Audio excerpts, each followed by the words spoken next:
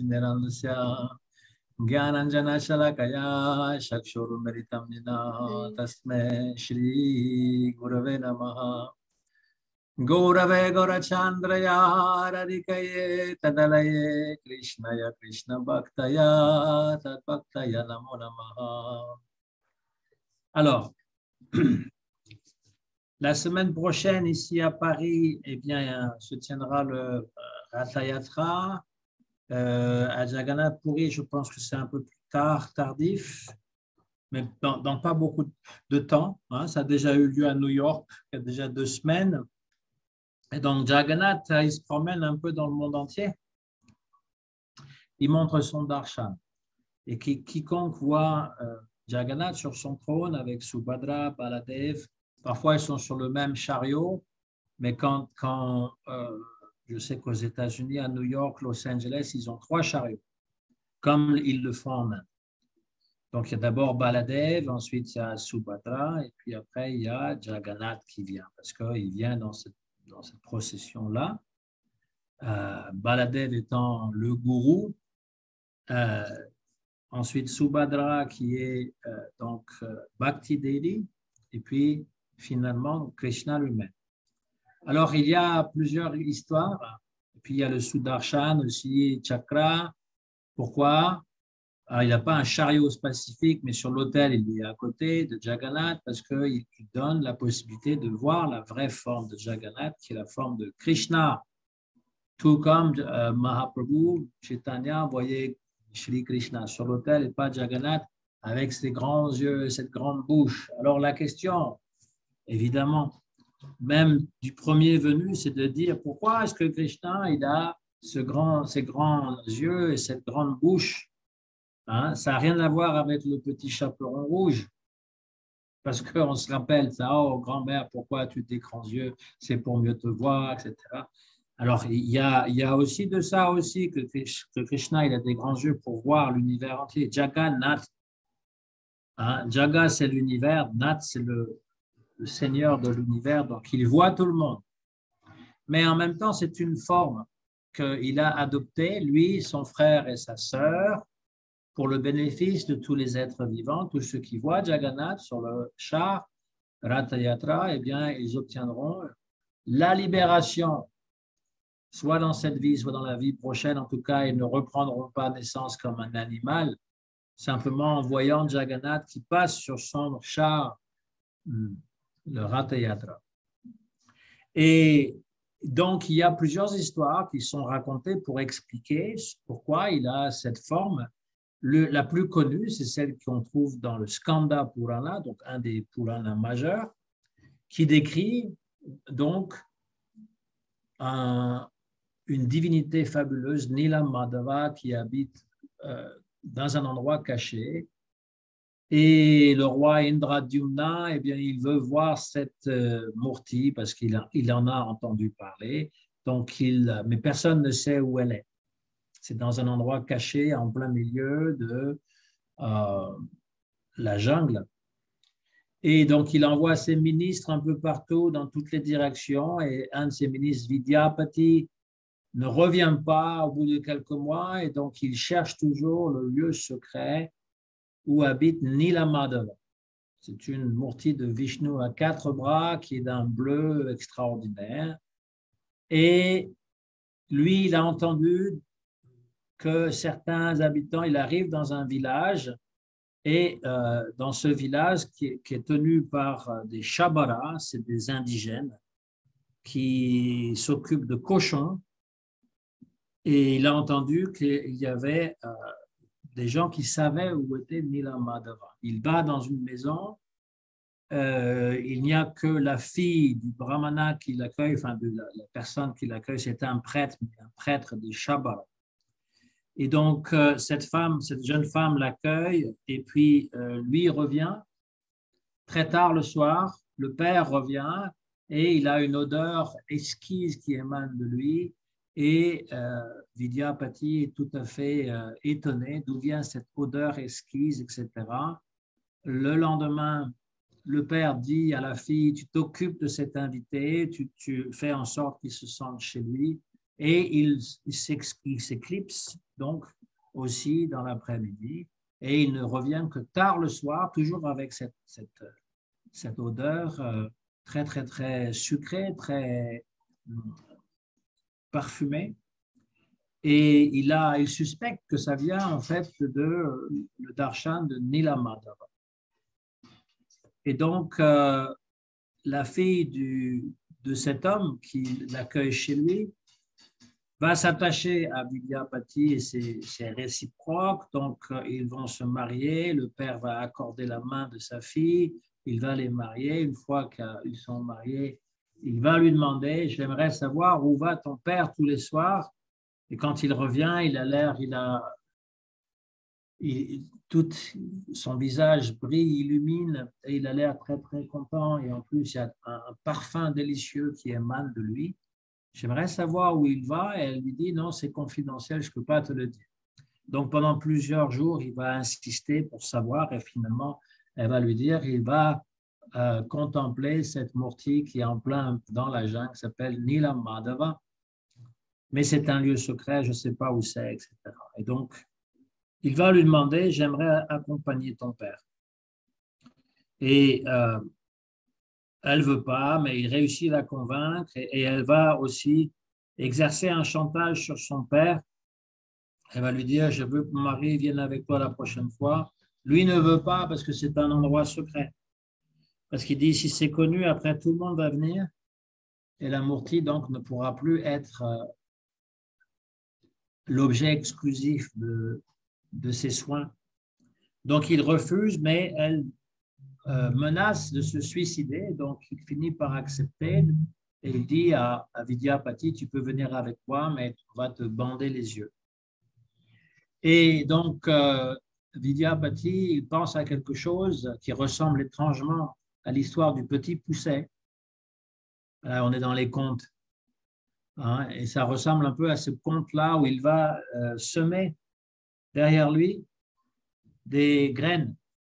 C'est des graines je ne sais plus c'était quelle fleur. Ça va donner des fleurs merveilleuses pour qu'il puisse... Pas des moutardes. Pardon? Des graines de moutarde, non? C'est pas ça? C'est possible, oui. Après, ça donne une plante assez grande, les graines de moutarde. Donc, elles sont toutes petites, il peut les semer comme ça et après, elles vont germer. Donc, il va pouvoir retrouver son chemin quand il reviendra là. Donc, il a le darshan de Nila Madhava, il est tout à fait étonné, là, je veux dire, mais il n'a pas vu où il allait parce qu'il avait les yeux bandés. On lui enlève le bandeau et il voit la Murti. Après, pour revenir, eh bien, c'est la même chose, on lui remet le bandeau pour qu'il ne voit pas le retour. Et puis, il va retourner au royaume pour dire au roi Indradyumna, voilà, j'ai trouvé l'endroit où habite Nila Madhava. Et le roi va aller avec tous ses sujets, mais ils ne vont pas retrouver l'endroit malgré le fait qu'il ait semé ces graines de moutarde ou voilà, une fleur qui a poussé. Ils ne vont pas retrouver parce que la végétation a poussé énormément et donc ils ne retrouvent plus rien. Et le roi se lamente, etc.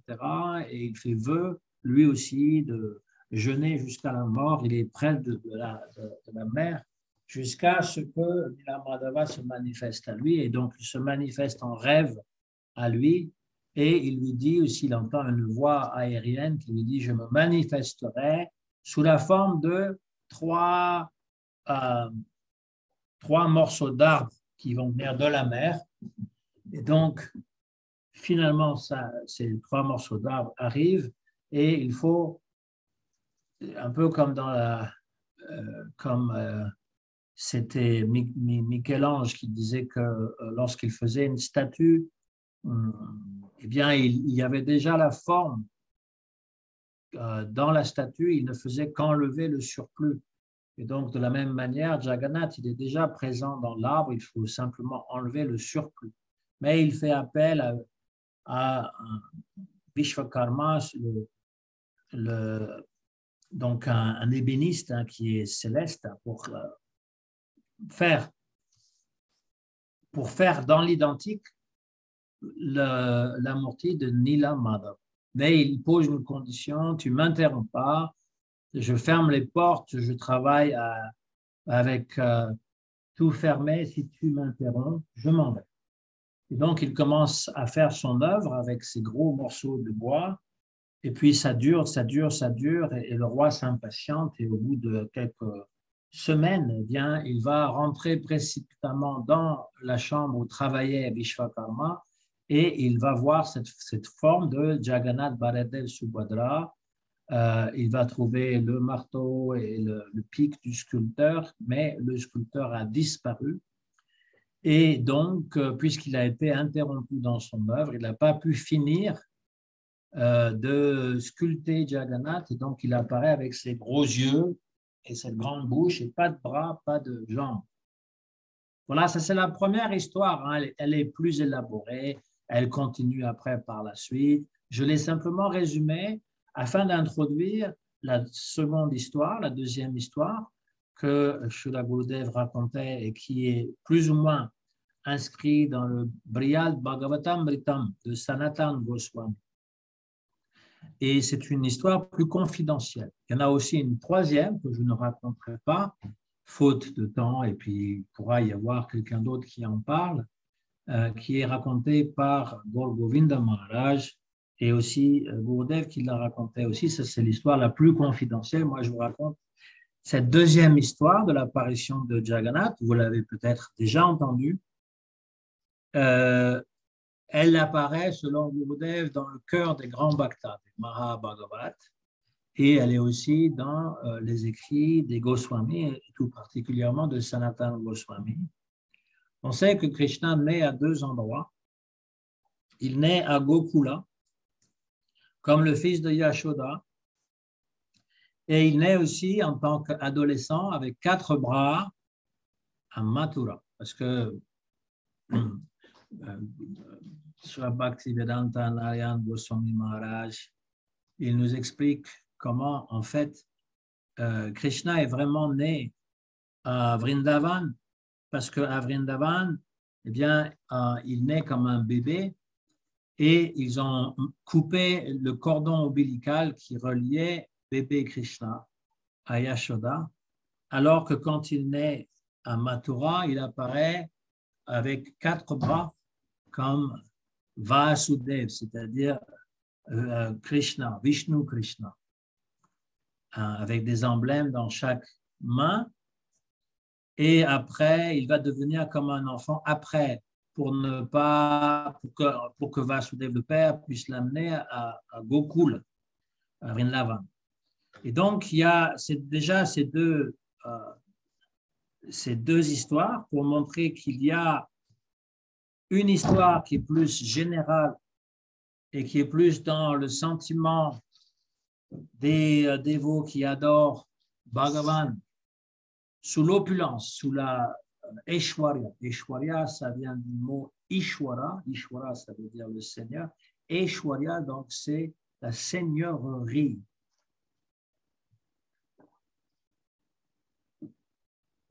Que Bhagavan, eh bien, il a toutes les opulences possibles et on l'adore avec la plus grande révérence dans la crainte et la soumission. Ça, c'est dans toutes les religions, on parlait des différentes religions. Dans les religions monothéistes, Dieu est conçu comme une personne, mais une personne tellement exaltée, tellement au-delà de tout ce qu'on peut concevoir, qu'on ne la représente pas, mais c'est quand même une personne, et on la craint, on la vénère comme un roi des rois, comme un juge, comme le créateur suprême, et on est dans la crainte et la soumission, dans cette admiration de sa puissance.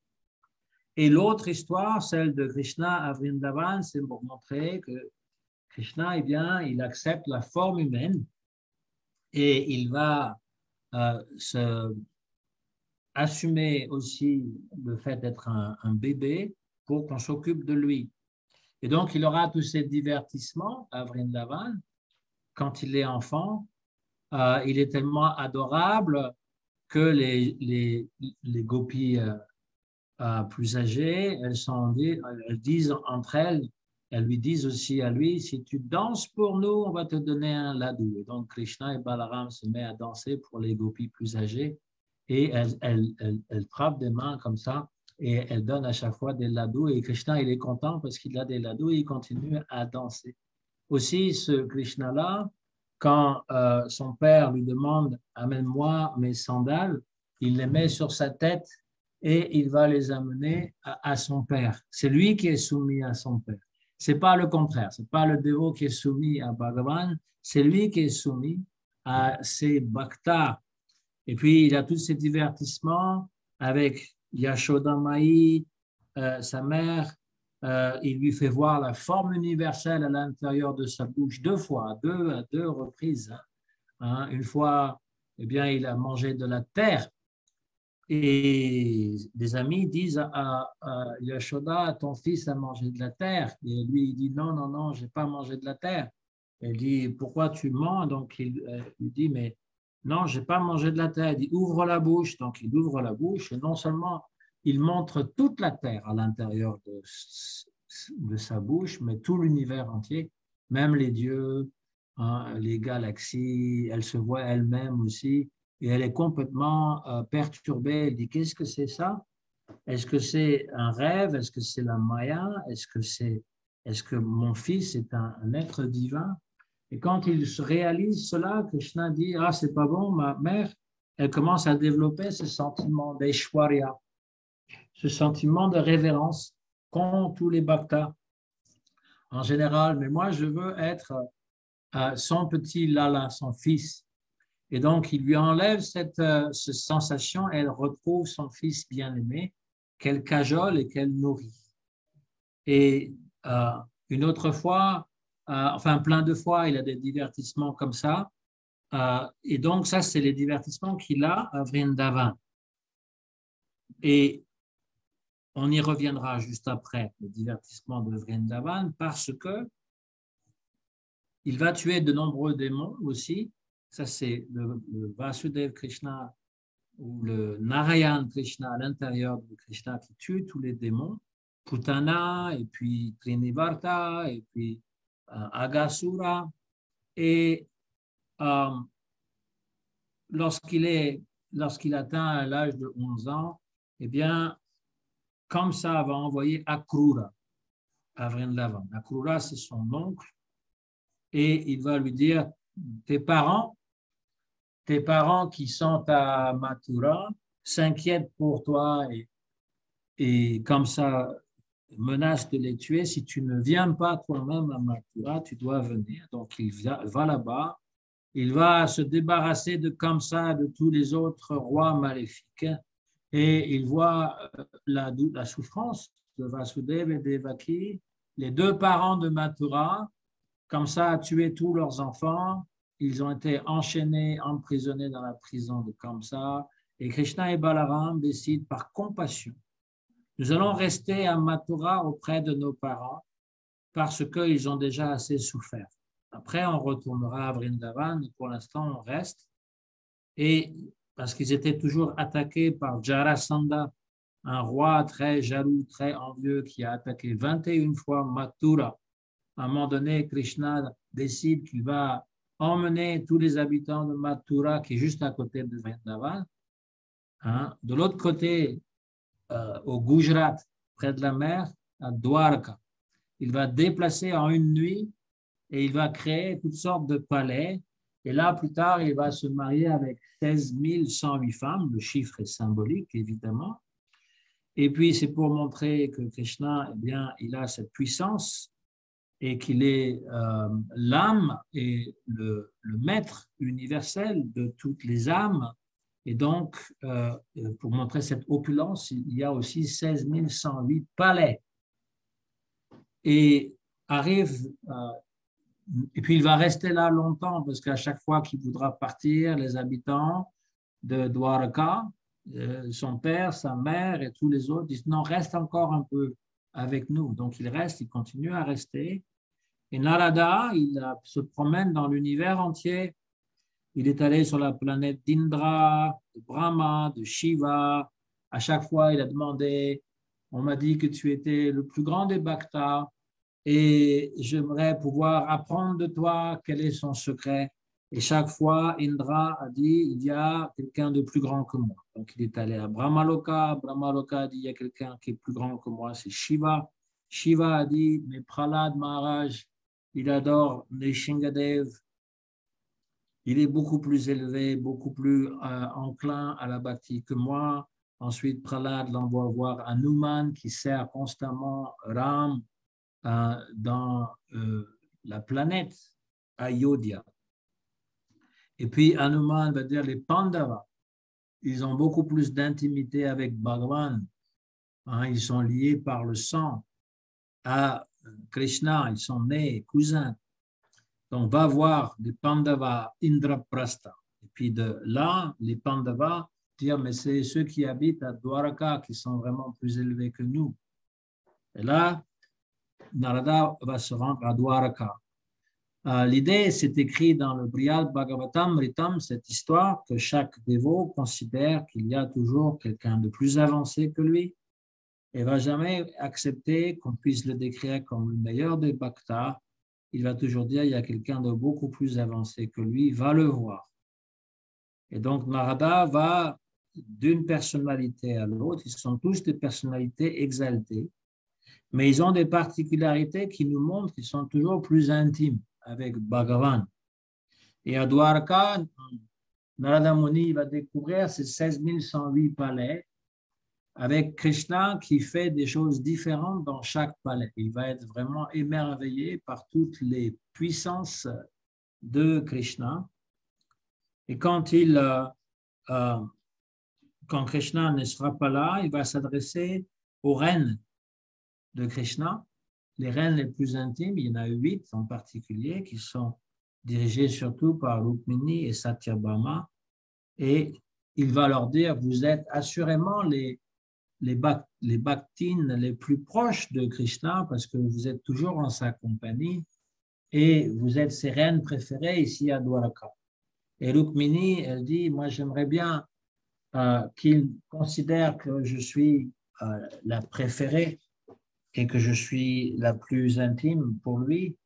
Mais en fait, tous les soirs, Krishna, il pleure et il est complètement absorbé dans ses divertissements à Vrindavan. Et il est toujours en train d'appeler Radha et Lalita. Et puis parfois, il appelle sa mère, oh Maya, où es-tu? Et ensuite, il appelle ses Gopas, ses amis, Shridam, Subal, Marumangal, et même ses vaches, il va les appeler. Shamali, Davali, Kalindi, Ganga, Pishangi, et il pleure comme ça dans son sommeil. Il les appelle et lorsque il revient à lui et il voit qu'il est avec moi, il ne sait plus où il est. Et moi, je me sens désolé parce que je ne suis pas capable d'éveiller en lui un tel amour. Et Satyabhama, l'autre reine importante de Krishna à Dwaraka, il dit la même chose. C'est vrai tout ça. La nuit dernière, il a pleuré, il a attrapé mon sari, il l'a attiré à lui et il a dit « Oh Radha, oh Radha » et il est tombé inconscient. Et je ne trouvais aucun moyen de le consoler. Nous sommes ces femmes, nous sommes les plus belles femmes de l'univers, mais nous n'arrivons pas à capturer son cœur. Et nous ne pouvons pas expliquer pourquoi. Et à ce moment-là, la mère de Balaram arrive, c'est Rohini Devi. Et tout le monde sait que Rohini Devi, elle a été à la fois à Mathura, elle était une des femmes de Vasudev, mais aussi elle était à Vrindavan. C'est une des rares personnes qui a été dans les deux endroits. Elle était à Vrindavan, d'abord à Mathura, après à Vrindavan. Elle est revenue à Mathura, elle est allée à Dwaraka. Et donc, elle connaît tous les Brijbasi. Elle a vu aussi tout le divertissement de Krishna. Et donc, quand elle rentre, toutes les reines se lèvent en son honneur et lui offrent un pranam. Et on va lui demander alors de raconter comment ça se passait là-bas, à Vrindavan. Hein? Et elle va confirmer que même si Krishna est là à Dwaraka depuis 50 ans, parce que le temps a filé, n'est-ce pas? Eh bien, même au bout de 50 ans, il est incapable de contrôler son amour pour les gopis de Vrindavan. Et toujours, toutes les nuits, il appelle Radhe, Radhe, Vishake, Lalite, Lalite. Mais jamais, en fait, il va appeler le nom de ses reines dans son sommeil. Et donc, c'est un grand mystère. Et donc, comme on lui demande, les reines de Dwarka lui demandent de raconter ce mystère. Elle s'absorbe dans le divertissement de Krishna. Et là, elle se met à pleurer parce qu'elle est complètement émue. Et puis, elle va commencer donc à raconter ce qui se passait à Vrindavan. Mais la mère de Kamsa, qui s'appelle Padmavati, elle a plus de 100 ans. Elle est un peu sénile. Et son corps est un peu comme un arc. Elle a le dos bombé, courbé, et elle commence à dire pourquoi est-ce qu'on doit parler de ces Brijbasi. Krishna est allé là-bas, mais ils l'ont traité de façon misérable. Jamais ils lui ont montré la moindre bonté. Vasudev l'a amené là-bas pour le protéger de Kamsa, pour que Nanda s'en occupe, mais ils n'ont même pas eu assez à manger. Et parce qu'il avait toujours faim, Krishna était obligé de voler du beurre pour se nourrir. Il était obligé de voler. Et quand Yashoda, elle voyait qu'il avait volé du beurre, parfois elle l'attrapait, elle allait l'attacher avec une corde et elle était prête à le frapper avec un bâton. Et donc, c'est pour montrer qu'ils étaient tellement cruels, ils ne nourrissaient même pas leurs enfants. Et jusqu'à l'âge de 5 ans, alors que tous les enfants, les garçons allaient au Gurukul pour avoir une éducation, eh bien, Nanda et Yashoda ont envoyé Krishna et Baladev dans la forêt pour s'occuper des vaches. Et on ne leur a même pas donné des chaussures pour marcher dans la forêt. Donc, leurs pieds étaient meurtris par les cailloux sur le chemin et ils ne pouvaient même pas se protéger contre le soleil et contre la pluie. Pendant 7 années, ils ont fait ainsi, ils se sont occupés des vaches et on leur a donné pratiquement rien du tout.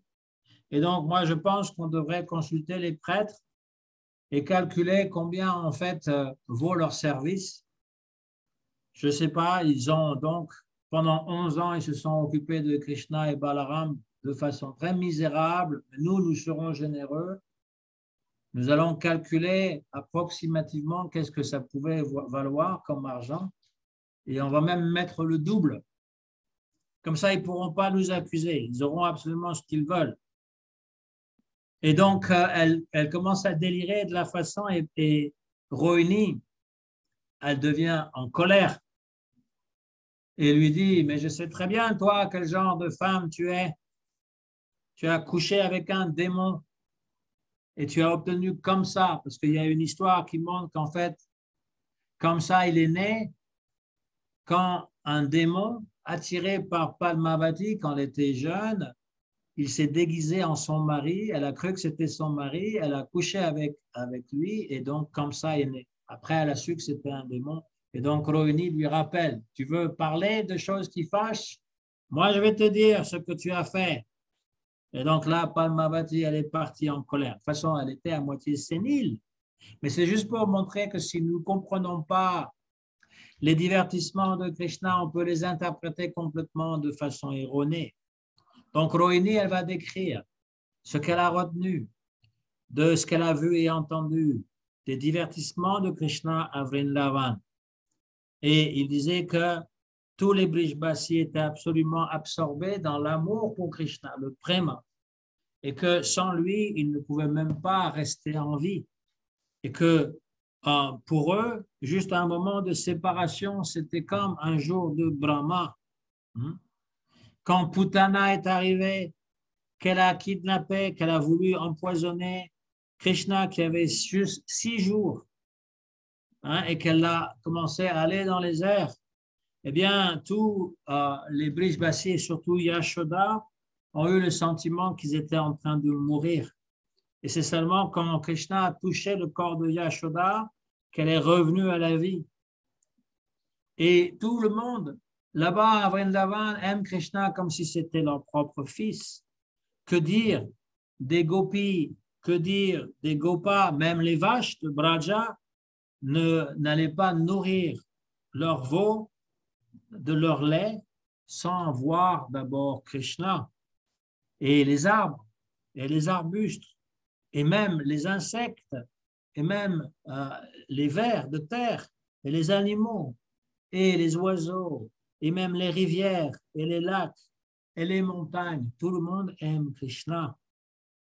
Lorsqu'il va voler du beurre, Makkan, dans la maison des gopis qui sont plus âgés, Shri Krishna, en fait, il va voler leur cœur. Les gopis, elles allaient mettre... alors, évidemment, quand on parle du beurre, ça n'a rien à voir avec le beurre qu'on peut acheter chez Franprix et qui est industriel comme beurre. Là, c'est de la baratte fraîche et on peut en acheter même en Inde. Le beurre qui est là-bas, c'est presque de la crème sucrée. Donc, c'est quelque chose qui est quand même très, très délicieux. Et elles mettaient ce qu'il y avait de mieux en évidence pour que Krishna le vole. Elles étaient contentes, elles attendaient que Krishna vienne dérober parce que c'était leur cœur qui était volé. Et elles allaient dire à Yashoda, simplement pour pouvoir nourrir cet divertissement qu'il y avait entre le fils et sa mère. Et donc Yashoda, lorsqu'elle avait entendu toutes ces plaintes et ces complaintes de son fils qui vole du beurre, elle l'attrapait. Krishna lui dit, tu as volé du beurre? Et Krishna lui dit, non, non, non, moi j'aime pas le beurre, j'en mange jamais. Alors elle lui dit, si tu n'en aimes jamais, pourquoi est-ce que tu en as partout autour des lèvres? Et il dit, mais ça c'est mes amis, ils m'ont attrapé, avec force, ils m'ont mis du beurre partout sur le visage.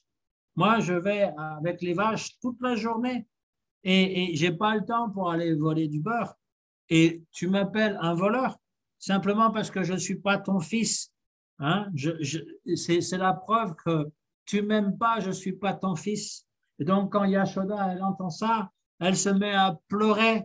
Et puis, tout de suite, elle va prendre son fils sur ses genoux. Elle va complètement l'arroser de ses larmes. Elle va dire, oui, je te crois, tu n'as pas volé du beurre. Pourquoi je suis aussi dur avec toi, tu n'as pas volé de beurre? Et Krishna, il la regarde et il pleure aussi. Et il dit, mais mère, oui, j'ai volé du beurre. Et elle dit, non, tu n'as pas volé du beurre. Et ainsi, et c'est un jeu qui s'établit entre les deux, un jeu où il y a cette espèce de espièglerie entre Krishna et sa mère. Et c'est basé sur l'amour. Cet amour qui finalement est un échange. Donc, quand Rohini Devi, la mère de Balaram, elle décrit les histoires de Krishna à Brajadam. Shri Krishna qui est à Dwaraka dans un hall qu'on appelle Sudharma. Sudharma, c'est le hall qui existe dans les planètes célestes. Sur la planète d'Indra, mais il s'est manifesté ici à Dwaraka. C'est un immense endroit, une salle immense, où il y a toutes sortes de gens qui sont réunis. Là, il est en train de discuter des affaires de l'État avec Ugrasena. Ugrasena, c'est le père de Kamsa. En fait, Kamsa était un mauvais roi, mais son père était un bon roi, et donc il l'a remis sur le trône. Il est âgé, mais il a de la sagesse, et lui, Vasudeva est là aussi, le père de Krishna, et Balaram, et ses ministres, et ils sont tous là en train de discuter, mais comme Krishna, eh bien, il est omniscient, Sarvagya, il sait tout, eh bien, il a compris que Rohini Devi était en train de décrire ses divertissements dans le palais. Et donc, il est allé, il a quitté la salle qui s'appelle Sudharma pour aller là où Rohini Devi raconte les histoires de Krishna à Vrindavan. Et Balaram, il a compris de quoi il en retournait, il est allé aussi accompagner son frère. Et devant la porte, donc Rohini Devi, elle est dans une grande salle aussi, elle s'adresse à toutes les reines de Krishna, les 16 108 reines, elles sont toutes assemblées, elles écoutent Rohini qui leur parle de pourquoi Krishna est toujours en train d'évoquer Vrindavan, les gopis et les gopas, et Yashoda, et Nanda Baba, et les vaches, et tout ce qui se passe à Braja. Tous les soirs, il appelle, est en train d'expliquer tous ces divertissements. Et Subhadra, la sœur de Balaram et Krishna, garde la porte d'entrée pour empêcher Krishna et Balaram d'entrer et interrompre le récit de Rohini. Cependant, parce qu'elle raconte toutes les histoires qui sont remplies de nectar de Krishna, eh bien, Krishna et Balaram, et même Subhadra, ils collent leur oreille sur la porte pour écouter à la porte et savoir ce qui se passe, ce qui se dit de l'autre côté. Et donc, ils entendent Rohini qui est en train de raconter comment un jour Krishna et Balaram ont dit à Yashoda, « Oh mère, nous voudrions prendre les vaches pour les amener au pâturage. Nous sommes des gopas, c'est-à-dire des vachers, hein, des cowboys, comme on dit. C'est des vrais cowboys, ils s'occupent des vaches. Et donc, c'est notre devoir, donc donne-nous la permission de le faire. » Et Yashoda, elle dit, mais nous avons beaucoup de serviteurs dans notre palais et ils savent très bien s'occuper des vaches. Et donc, ce n'est pas nécessaire que vous y allez.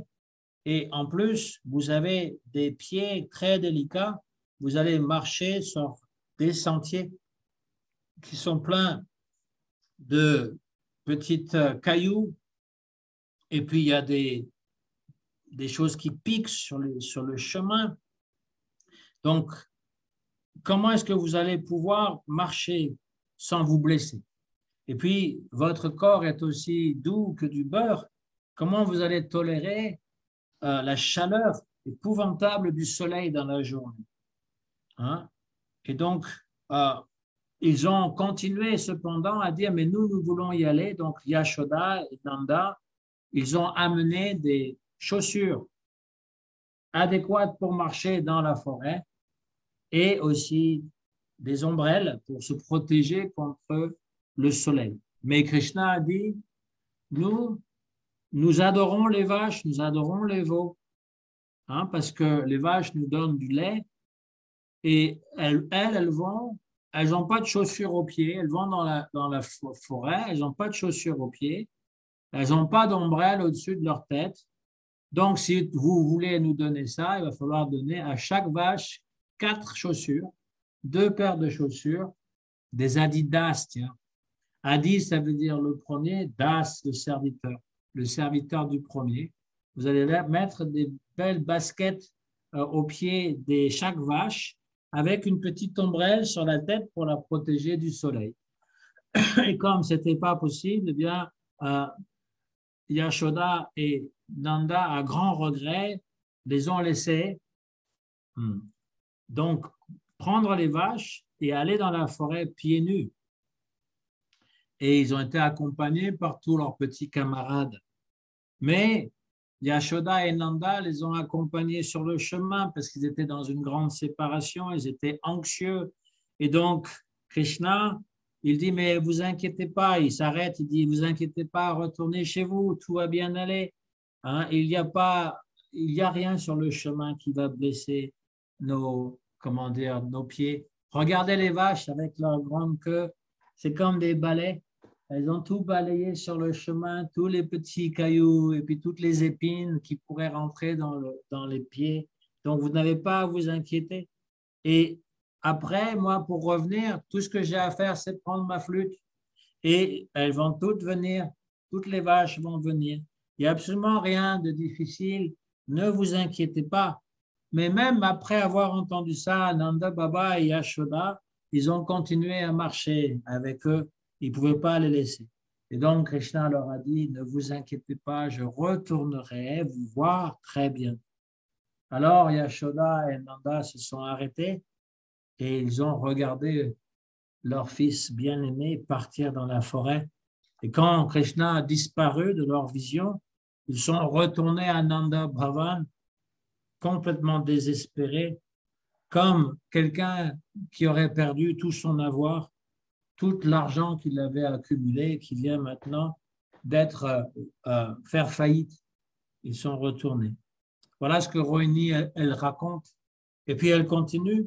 Et puis elle dit que Krishna, eh bien, il s'amusait toujours avec les gopas. Tous les camarades, ils essayaient de courir avec lui pour savoir qui sera le premier à être avec lui. Et lorsque Krishna était fatigué, Balaram allait donner un massage aux pieds de Krishna parce qu'il se considérait le grand frère, mais aussi le serviteur de Krishna. Il avait toutes les rasas en fait accumulées en lui puisqu'il est le gourou original, donc il comprend toutes les rasas.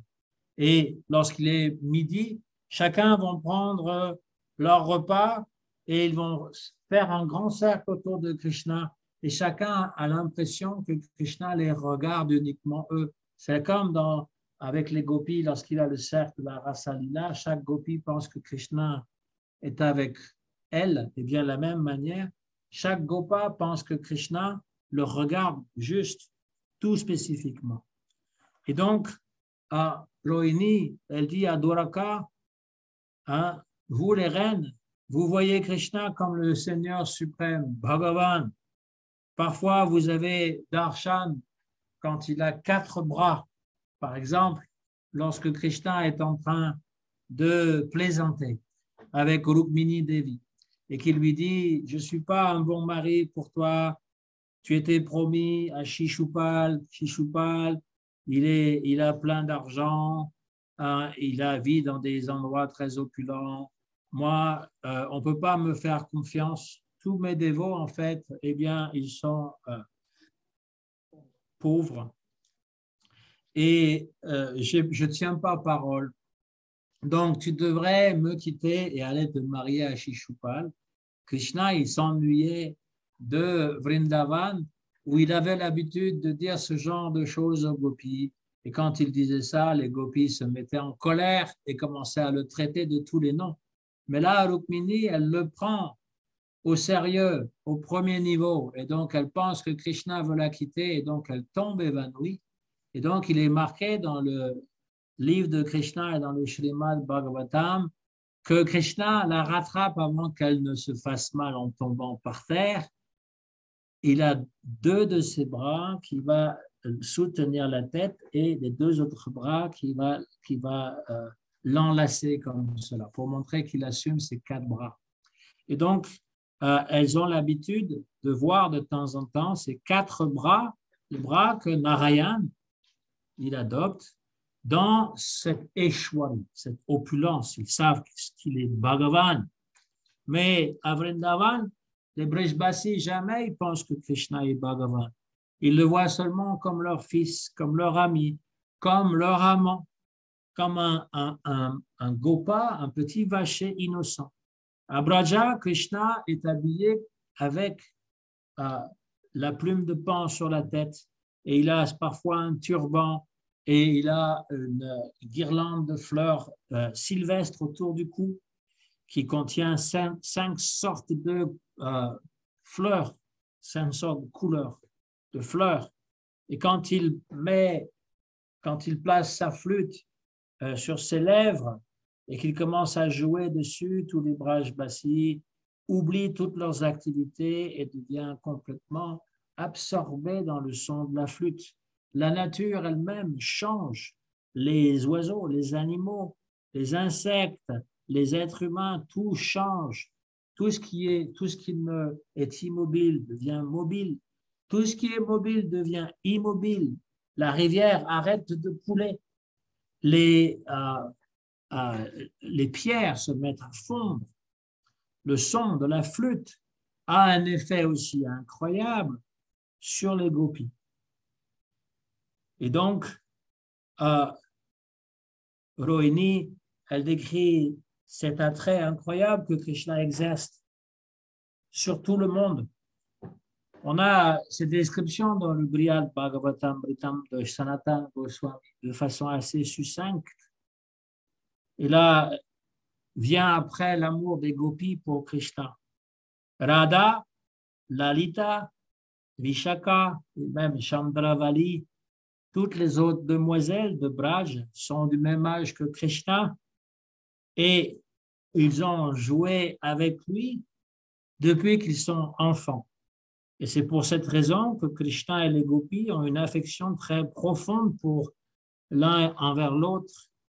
Dans leur enfance, les gopis ne pouvaient pas rester un seul moment sans voir Krishna, mais quand elles ont grandi, il y a eu un sentiment de gêne, de timidité qui s'est manifesté en elles parce qu'elles commençaient à sentir le désir amoureux se manifester. Et en plus, elles se sont mariées, on les a mariées, avec des gopas autres que Krishna. Elles sont donc devenues les femmes d'autres et Krishna allait devenir leur amant.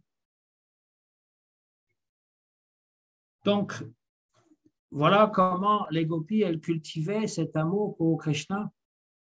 Et lorsqu'elles voyaient sa description, il a cette description qui est incurvée en 3 endroits. On appelle Tribanga. Il est incurvé en 3 endroits, mais en même temps, tous ses mouvements sont courbes. Même ses regards sont courbes. Ils ne sont jamais tout droits, ils sont toujours en coin. Il a ce sourire qui vient sur ses lèvres. Quand les gopis pensent à lui de cette manière, quand on se rappelle de ses formes, de ses manifestations dans leur cœur, eh bien, l'extase du préma se manifeste. Et donc, très rapidement, elle commence à avoir cette attirance pour Krishna. Rohini, elle explique qu'à Dwaraka, toutes les femmes de Krishna, leur amour est divisé parce qu'elles ont des enfants, elles ont 10 garçons, 1 fille chacune. Donc, elles ont, et Krishna en plus, ça fait 12 personnes pour qui elles ont de l'amour. Donc, elles ont donné tout ce qu'il faut pour les personnes qui dépendent d'elles. Et Krishna aussi, son amour n'est pas unique parce qu'il a tellement de dévots et à chaque fois qu'il y a un dévot qui l'appelle, eh bien, il va venir le secourir. Mais les gopis, elles ne pensent qu'à Krishna. Leur amour pour lui ne souffre d'aucune division, ça s'appelle Akanda. Et elles ont abandonné leurs maris, leurs enfants, et même lorsqu'elles accomplissent leurs devoirs dans la maison, elles pensent constamment à Krishna pendant qu'elles cuisinent, pendant qu'elles font du yogourt, pendant qu'elles vont traire les vaches, pendant qu'elles vont faire le ménage dans la maison. Eh bien, elles sont en train de penser, de contempler la forme et les divertissements merveilleux de Krishna et elles chantent toujours Govinda Damodara Madhaveti. Et de cette façon, eh bien, leur amour est complet. Et dans le Srimad Bhagavatam, il est décrit qu'un soir de pleine lune de l'automne, Sharada Purnim, au début de la nuit, la pleine lune donc s'est manifestée à l'horizon. Les arbres étaient remplis de jasmin et il y avait une telle beauté, une telle odeur parfumée dans Vrindavan que cela a fait naître dans le cœur de Krishna le désir de manifester sa rasa avec les jeunes femmes de Braj. Et donc, il a commencé à jouer une mélodie très enchanteresse sur sa flûte et ça a éveillé l'amour qui dormait dans le cœur des gopis, et donc chacune des gopis, même si elles étaient occupées à faire quelque chose, eh bien, on laissait là leurs vaches qu'elles étaient en train de traire, on laissait le lait qui était en train de bouillir sur le feu, on laissait les bébés qui étaient en train de s'allaiter, on délaissait leur mari et sont allés dans la forêt. Elles n'ont même pas eu le temps de se maquiller. Une femme, ça prend du temps pour se maquiller. Ben, elles étaient tellement dans la hâte qu'il y en a qui avaient mis juste la moitié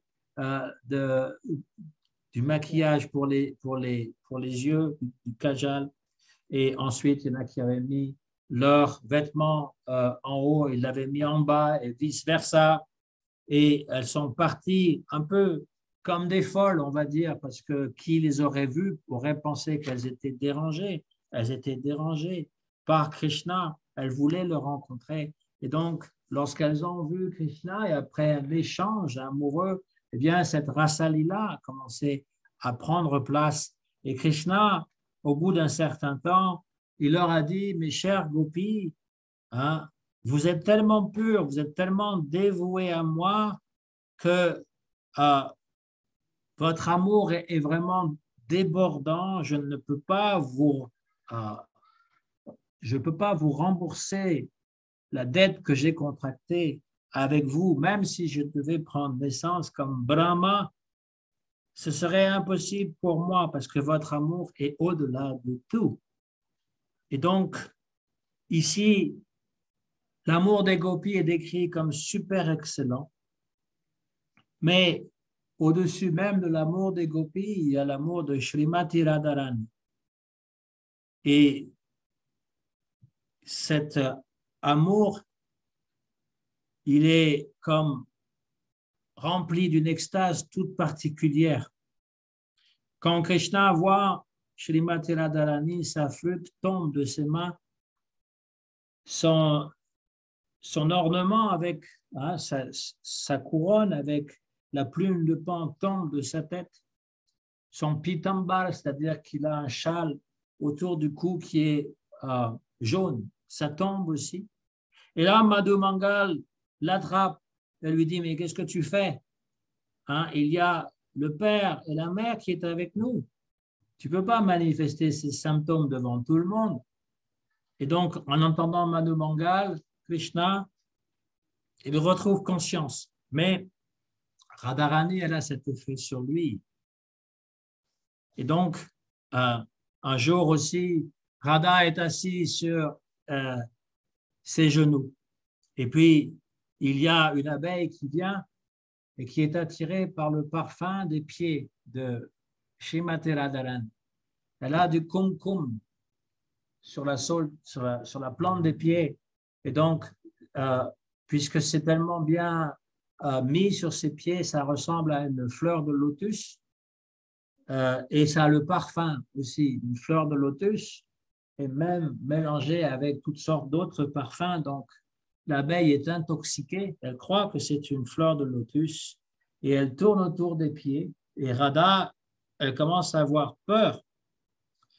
Et donc, Madhu Mangal qui est là, il prend un bâton et puis il va chasser l'abeille pour qu'elle arrête de tourner autour des pieds de Radha.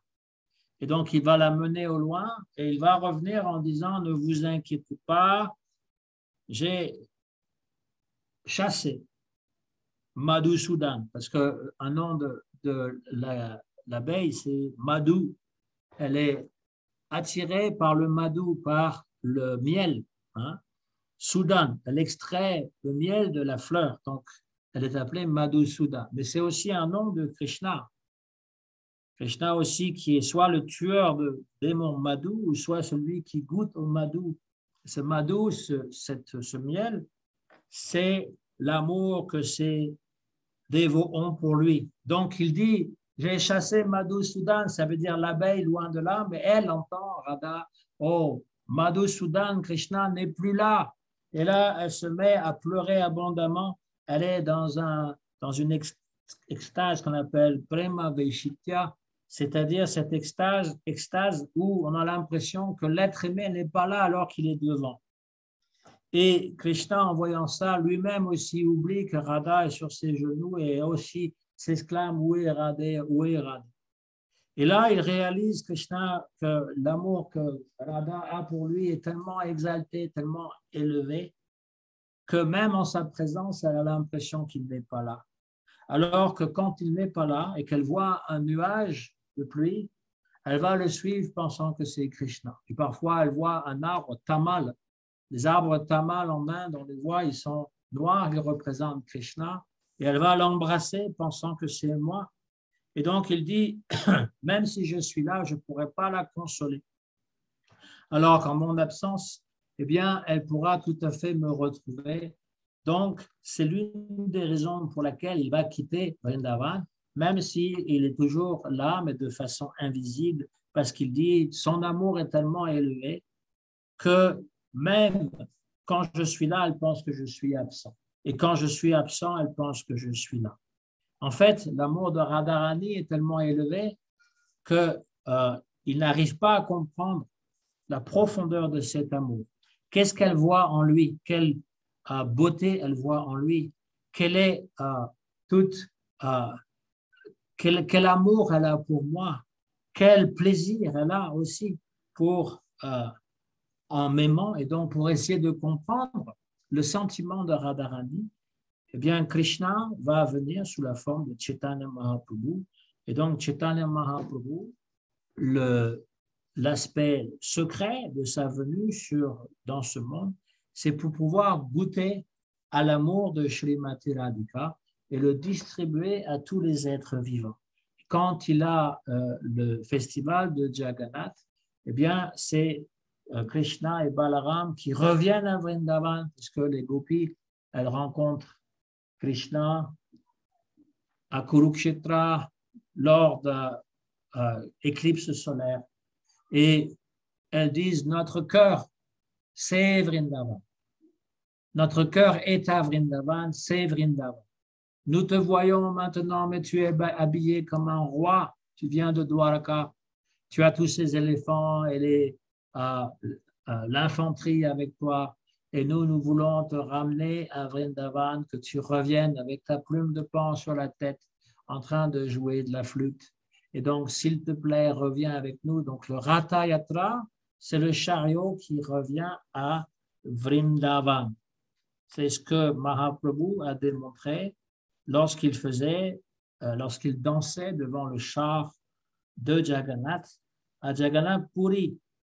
Et donc, lorsque Rohini raconte toutes ces histoires, eh bien, Krishna, Balaram et Subhadra sont tellement plongés dans une extase que leur tête se met à fondre et leurs bras aussi, comme une tortue, ça rentre complètement dans leur corps, comme Chaitanya Mahaprabhu aussi.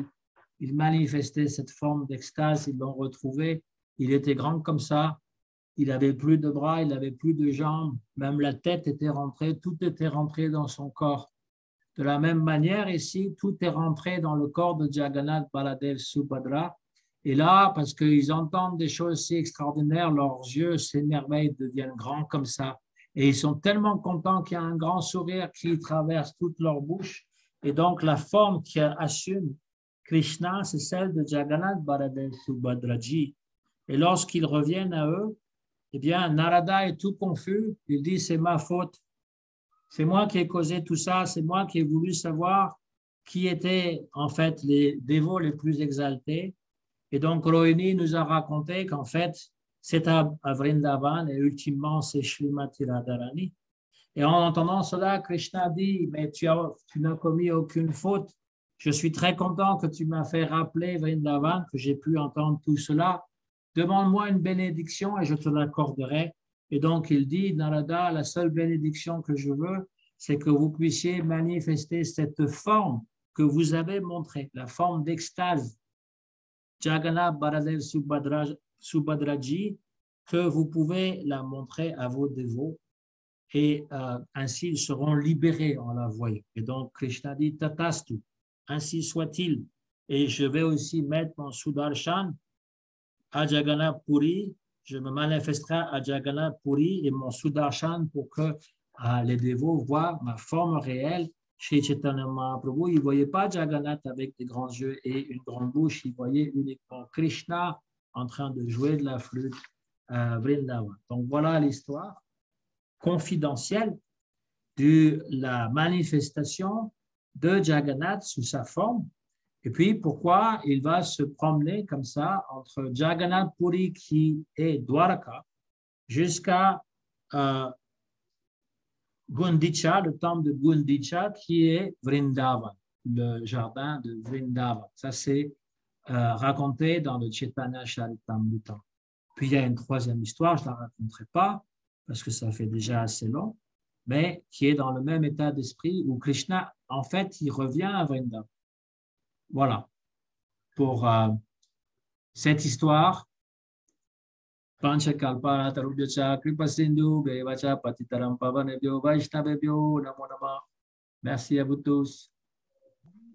Merci beaucoup. Merci beaucoup, Prakashatma. Merci beaucoup. C'était vraiment du nectar.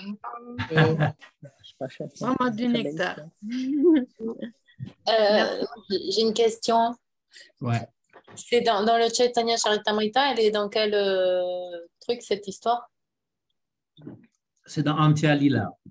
Enfin, Oui, déjà dans Antya Lila, je pense aussi dans Madhya Lila. Quand Chaitanya Mahaprabhu, alors tu n'as pas cette histoire-là. Ça, ce n'est pas l'histoire dans Chaitanya Charitamrita. Tu as simplement l'histoire comment Chaitanya Mahaprabhu il danse devant Jagannath. Cette histoire, ça vient de Gurudev, Bhaktivedanta Narayan Goswami Maharaj, qui la raconte dans plusieurs livres qui parlent du Ratha Yatra.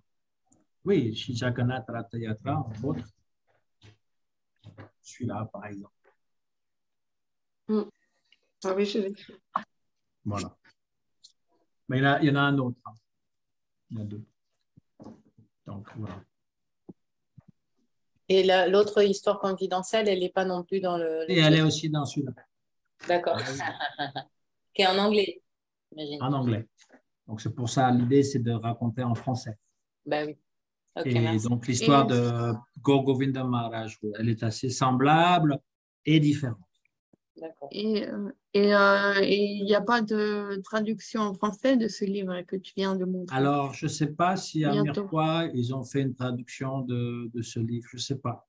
Je ne pense pas, parce que je ne suis pas au courant de toutes les traductions. Je sais que, comment il s'appelle?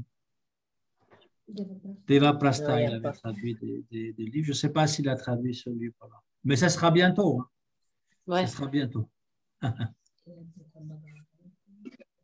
Brihad Bhagavatamritam, ce n'est pas en français, ça c'est un gros livre comme ça. Le Brihad Bhagavatamritam, c'est Sanatana Goswami qui décrit le Srimad Bhagavatam avec cette histoire de Narada Muni qui va visiter les différents endroits jusqu'à Goloka Vrindavan. Et la première histoire, c'est dans quel Kanda. kalpa? C'est pas un kalpa, c'est dans le Satya Yuga. Satya Yuga. Ouais. Et c'est dans le Skanda Puran. Donc il y a très très longtemps. Là, je l'ai raconté très rapidement. C'est l'histoire la plus connue, on l'entend souvent. Dans ISKCON, ils la racontent tout le temps. Ils connaissent la deuxième histoire aussi. Par contre. Parce qu'il y a un temple de Jagannath à Mayapur où il y a une histoire un peu. C'est aussi des troncs d'arbres qui sont venus. À Mayapur, où est-ce qu'il est ce temple de Mayapur? Ben, il est en allant vers le samadhi du Kasi, par là. Ah oui, oui, oui. C'est rare que je vais jusque-là. Oui, oui. Oui, bien sûr. Mais de toute façon, tous les 12 ans, ils refont donc les mourtis de Jagannath à Jagannath Puri, et c'est des troncs d'arbres qui viennent de la mer. Ouais. Ah oui. Ouais, et ils enterrent la mourti de Jagannath, la vieille mourti. Mais pourtant, ils vont pas dans la forêt pour trouver des arbres avec des signes dessus. Probablement, parce que c'est quand même qu'il y ait trois morceaux d'arbres qui viennent de la mer tous les 12 ans, ça doit être quand même assez compliqué. Mais c'est la légende qui veut ça.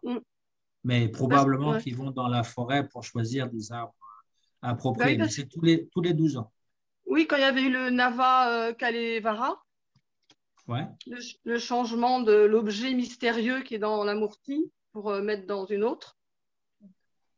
Eh bien, il paraît, c'est des arbres en fait, et il faut pas qu'il y ait faut qu'il y ait un trou de serpent, faut pas qu'il y ait de nid d'oiseau, enfin, faut qu'il y ait des signes sur Ouais, tout le. à fait.